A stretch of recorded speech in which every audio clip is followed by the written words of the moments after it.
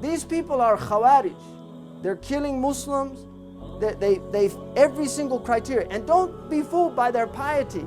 Don't be fooled by their piety, because the Prophet ﷺ said, عند صلاتهم تحقرون صلاتهم. When you see them pray, you'll consider your prayer insignificant. وعند صيامهم تحقرون صيامكم. But he said, يقرؤون القرآن ولا يتجاوز حناجرهم. They'll recite the Quran, it won't go past their throats. The ulama said it means they won't understand it.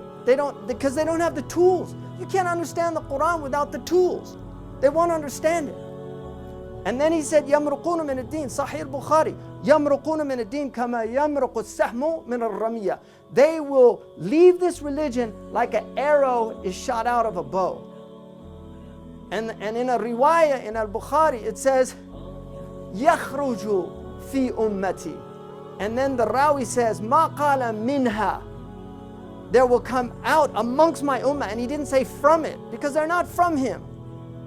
These people are not from the Prophet ﷺ. They have nothing to do with the man who was sent as a mercy for all the world. And the fact that they're in any way, shape, or form associated with this religion is a grave tragedy. Muslims in this country have a big responsibility to get out there and educate people, because these people are watching these newscasts, and maybe there is some other agencies involved. I don't know, because this is an age of fitan. It's all confusion. It's what the Prophet ﷺ said.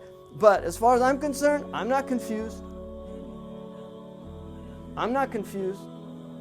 If you're confused, you haven't studied this religion. And if you think this has anything to do with the truth, you definitely haven't studied this religion. But nobody wants to follow the people of knowledge. That's the first thing. The people of knowledge have no voice anymore.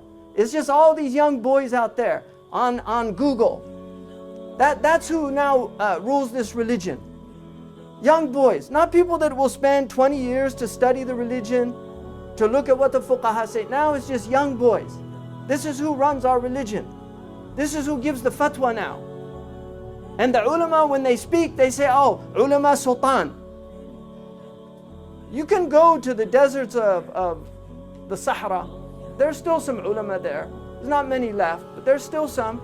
They've never gone inside a palace. They've never spoken to anybody in political power. And you ask them what they think.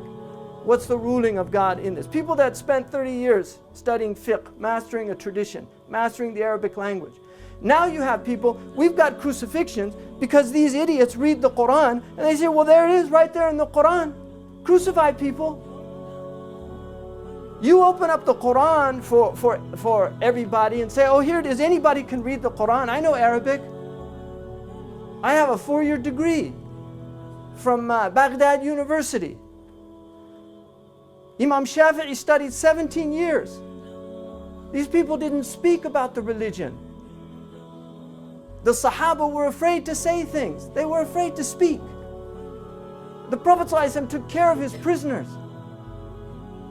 He was the best of people. Even 200 years ago in this country, 200 years ago, Benjamin Franklin can write in his autobiography, ever since Khalid was rebuked by Muhammad, Muslims have always treated their prisoners well. Now chopping off heads of people that go there to actually inform people about the atrocities that are taking place. This is how you treat prisoners, and it's all just vengeance. It has nothing to do with Islam. These people have nothing to do with Islam. And I'll say it right here. They have nothing to do with Islam. These people have nothing to do with this religion. محمد سيد الكونين والثقلين والفريقين من عرب ومن عجم. محمد سيد الكونين والثقلين والفريقين من عرب ومن